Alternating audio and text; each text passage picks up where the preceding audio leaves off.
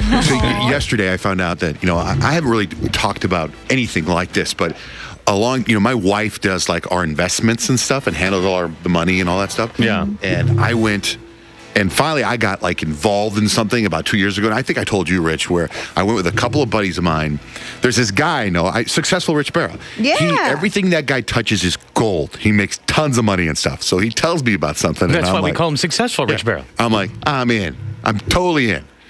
So he gives me the little folder or whatever it is to research the property or the investment, and I don't look at it. I give it to Blake. I just trust Successful Rich Barrow. Just whatever you're going to do. So my wife, Blake, gives it to her dad to look at, and he says, I wouldn't do this. And I'm like, come on, this is Successful Rich Barrow. Give the guy. So I give the guy. This guy makes real money. I give the guy we give the guy the money.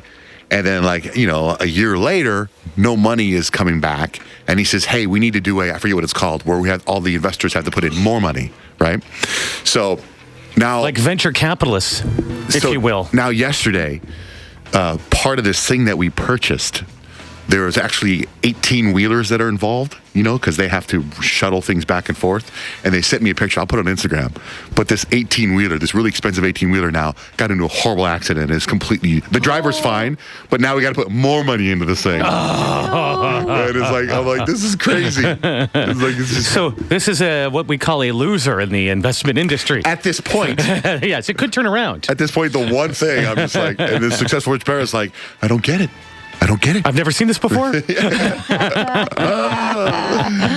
if you stay out of it and just let your wife do it, because she does the page.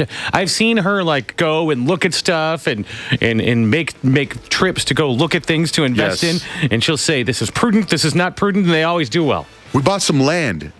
We're gonna go get in an airplane and fly over the land, and I'm like, I don't really want to be a part of that. I know what land looks like. You go right ahead. Go fly over and go look at the land. When you made the investment, you didn't really calculate the Johnjay factor. Right. Where the we've never seen this before draws in. I got to put the picture of this 18-wheeler. It's just completely trash. Maybe next time when somebody says, you're going to make a lot of money on this, you just go, I don't think so. I don't think this is going to be work for any of us. He's like, don't worry. The driver's fine. Okay, that's fine. How much money do I got to pay for this 18-wheeler?